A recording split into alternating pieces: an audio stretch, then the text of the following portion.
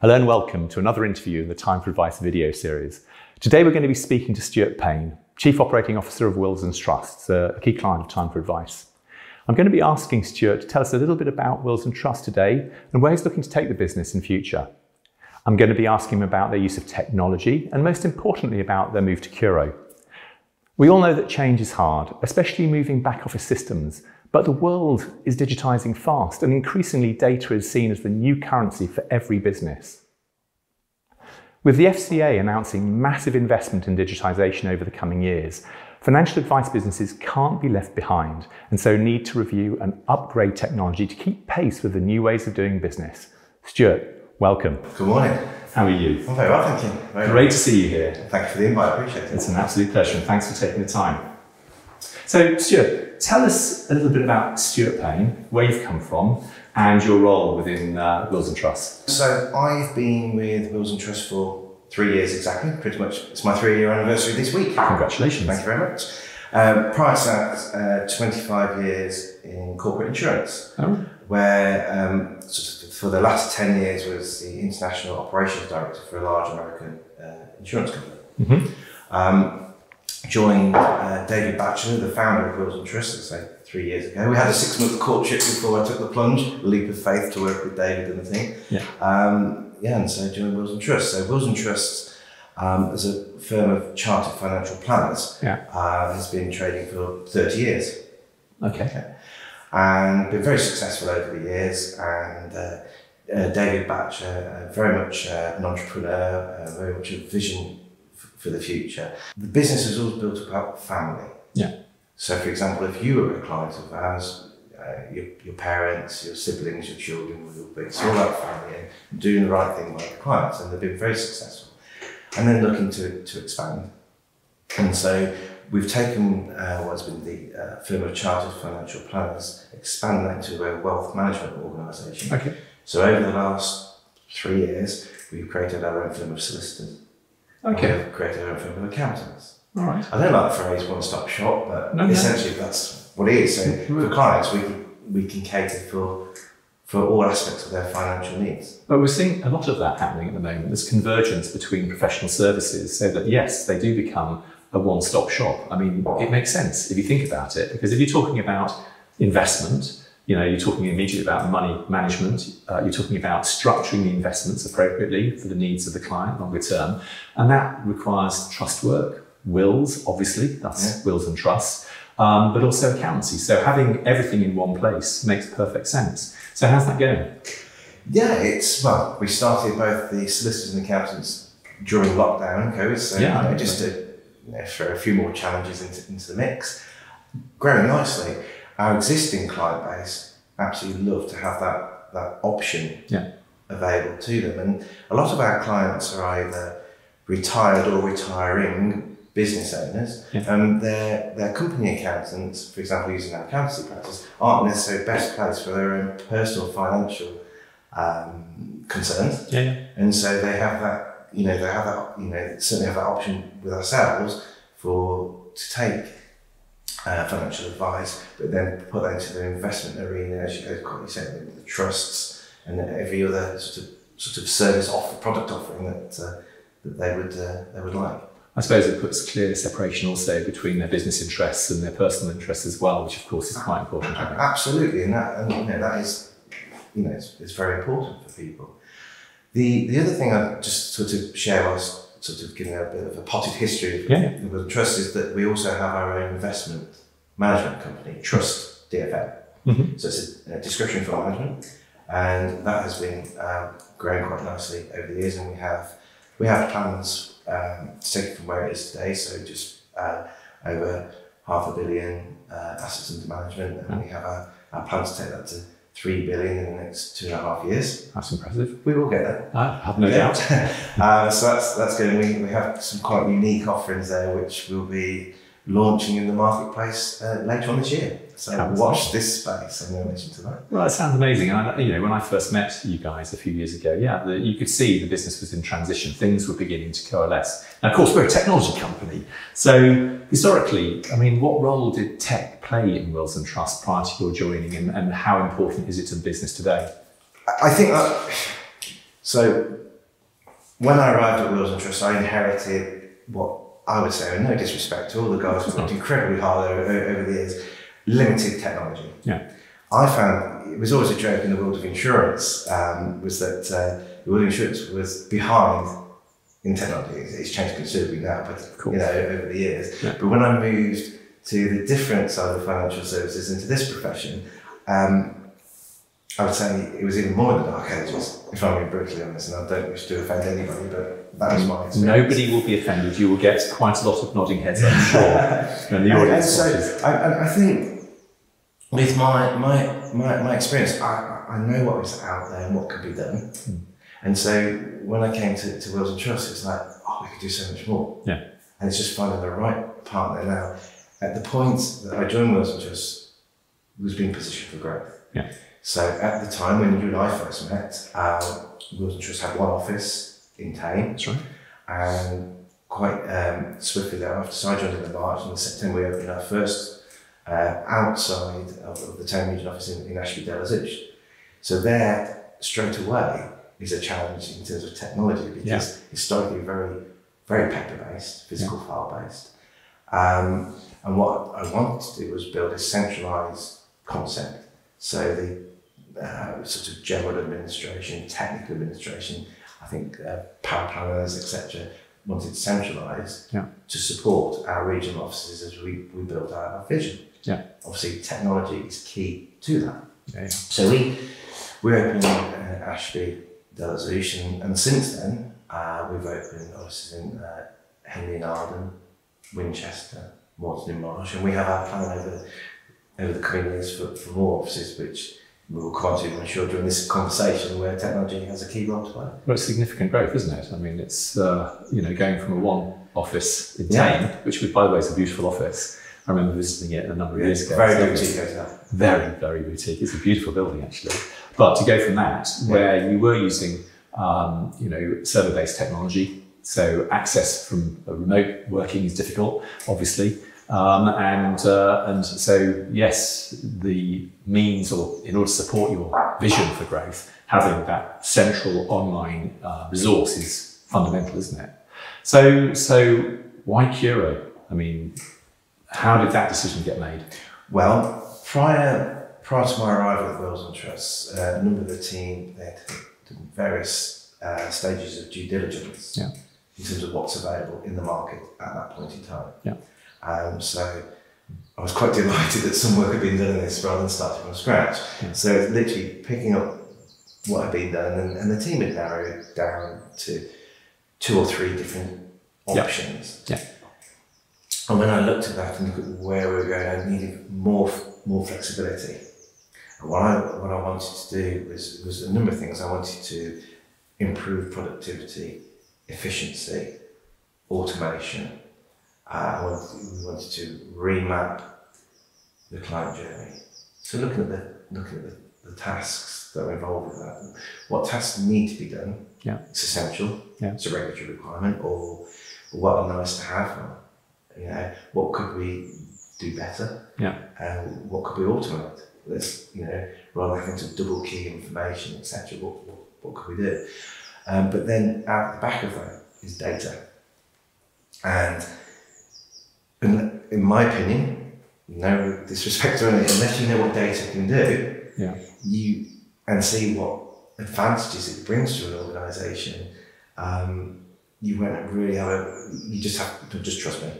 Data is important, and there's many things you can do with that once you have that data available. Well, it's fundamental, isn't it? I said in my introduction about the FCA's investment in digitisation. It's all about them consuming data, analysing data, cutting and dicing data in a way that will give insights. And I think you're probably right. Well, you are right. There's no question about it, that historically most businesses, most financial advice businesses are entrepreneurial businesses. It's all about selling, servicing, looking after clients without reference really to data per se. You know, I used to be a financial advisor years ago, so I know what it's like to be an entrepreneur running around selling, and it's great.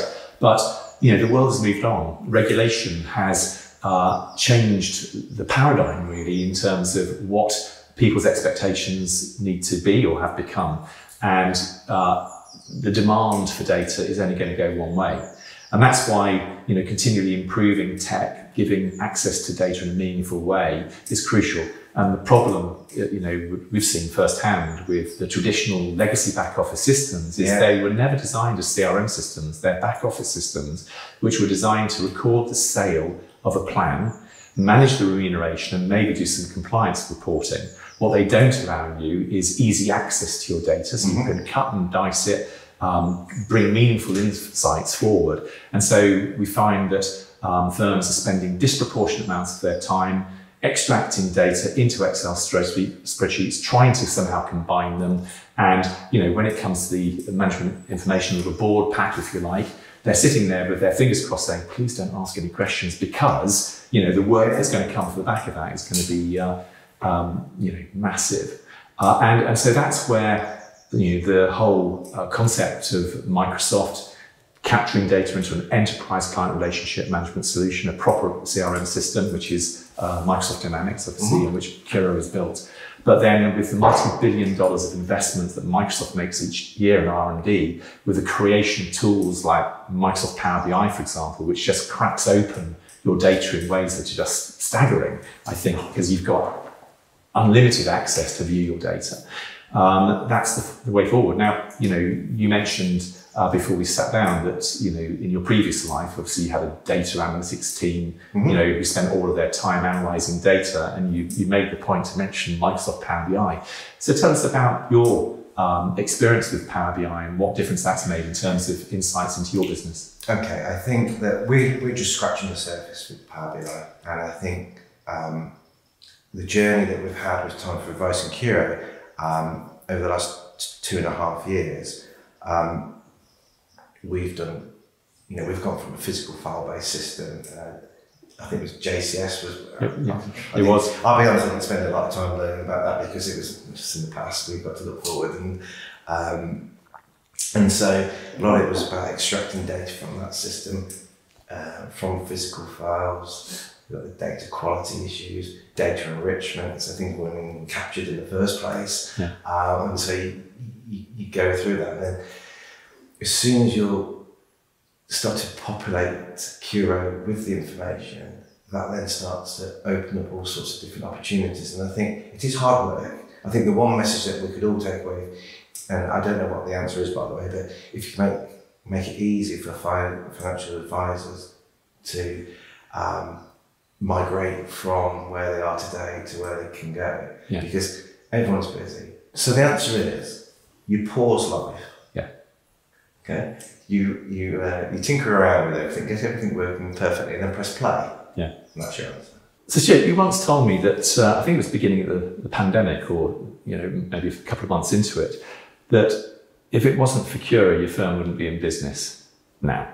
So, I mean, I know it's self-evident, but why? That's such a ringing endorsement for COO and Time for Advice. What were you thinking? No, well, first of all, I can recall saying that. I was driving up the M40 at the time, speaking to you, hands-free. Of course. Well, we took the decision to work with Time for Advice and COO because we were opening up our offices, regional offices. However, when the pandemic hit the UK, we went into a lockdown. All our staff had to work from home. We had no choice. Well, had we not had COO, our files digitised, we could speak to each other, then we just could not have traded, because all our physical files would have been tucked away in an office which we wouldn't have access to. People understandably were concerned for their own personal safety as well, and it's people are our business, so we would not want to to the detriment. So basically, just enabled us to trade and interact. It enabled us to also interact with our clients, because everybody, everyone's teams out now, Zoomed out, what have you. But yeah, it also allowed us to do a lot of other things which ordinarily would be able to do so. So actually, if we are having a meeting with a client, we can record it and we can put it in COO, so it's there, ready to access, at a later stage if ever required. Yeah, and it's great. I mean, it's really fascinating, isn't it, how the pandemic has accelerated people's adoption of technology and especially ways of communicating. It's quite rare to meet people face to face. Thank goodness we're back to that. But what I think it has done is shown that people are comfortable using, the likes of Teams, Zoom or whatever to communicate. It's so much more convenient, isn't it? Because of course they can do it at their own time, within their own environment without having to travel or waste time or whatever, or have people come to their house. Clearly, face-to-face is great, but I think as a way of establishing a relationship, perfect, building relationship and maybe periodically getting together, but then filling in the gaps, the times between those physical meetings, using quick catch-up calls, as you say, digitally, with that ability to capture the advice for audit purposes is critical. Yeah, I think you can't replace face-to-face meetings when it comes to clients. Of course. And I think all financial advisors, I would imagine, would say similar. Yeah. I would say certainly for efficiencies within the business, tremendous. Because you can work from home, you can connect, you can, when you're trying to coordinate diaries, you can bring everybody in together. So that is a game changer in that sense. It's going to be really interesting to see how this whole digitalisation and way of working is going to evolve. But certainly I can see a sort of a hybrid model persisting probably forever now. So last question really. So obviously we've already touched on the fact change is difficult. It takes time. It requires investment, people working on the business rather than in it. What advice would you give to a firm looking to change systems? I would say, do your due diligence, look at the various options and what you're wanting to achieve with your business. Yeah. Have an understanding what data can do for you. Yeah.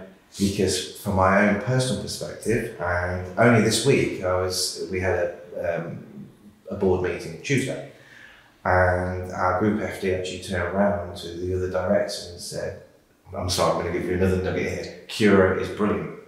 Oh no, sorry, I'm very sympathetic, but no, not at all. Because keep going. Because certainly in this side, it's about managing cash flow. Yeah. So we know when a meeting has taken place with a client, when money will eventually come through into the business, and it just allows us to plan far better, allowing people to go and do their day job. So I'd say adequate due diligence, but understand what you're trying to achieve. Yeah.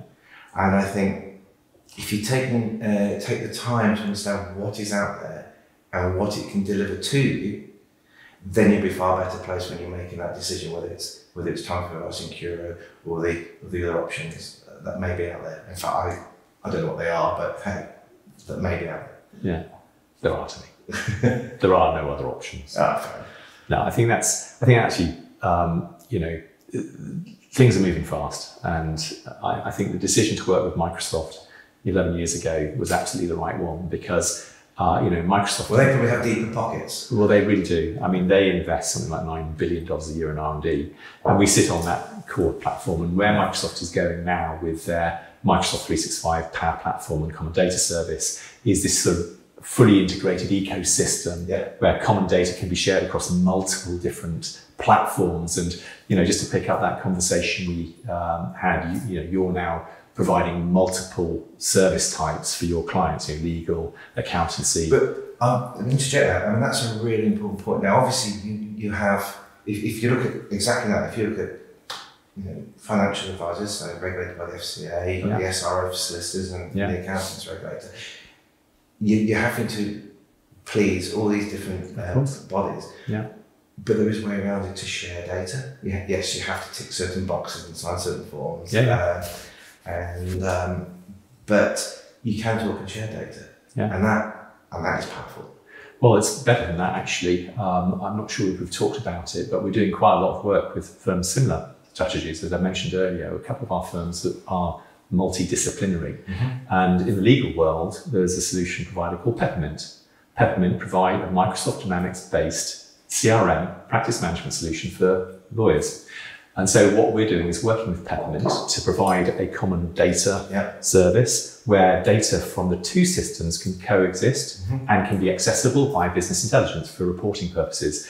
We're also working with an accountancy-based firm, CCH, where data is integrated. So another one of our accountants come financial advisors has got COO to manage financial planning, but we've built an extension through to the accountancy firm back office so they can actually track the movement of inquiries and leads from one firm to the next and keep tabs on stuff. So it's this sort of direction of travel towards a fully integrated ecosystem where everything just works. And that's absolutely the benefit of working with a multi-billion-dollar annual R&D spend called Microsoft. I can see absolutely the advantages of that. But the question you posed a moment ago was in terms of what advice for as well. I think I just want to add one final aspect. Please do. It's have patience. Yeah.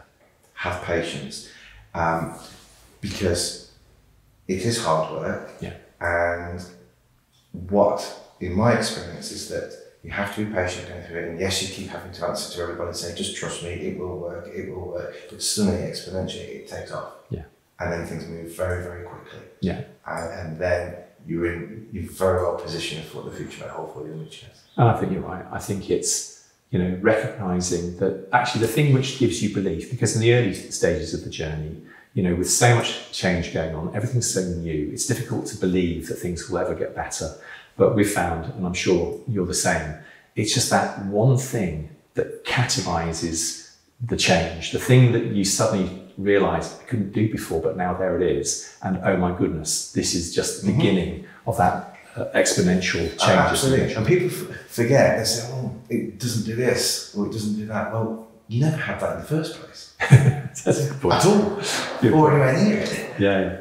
Fantastic. Well, look, Stuart, let's leave it there. Thank you so much indeed for your time today. It's been really nice catching up and speaking to you. And good luck. Good luck. Thank you. Thank you very much, Robert. Take care. And you.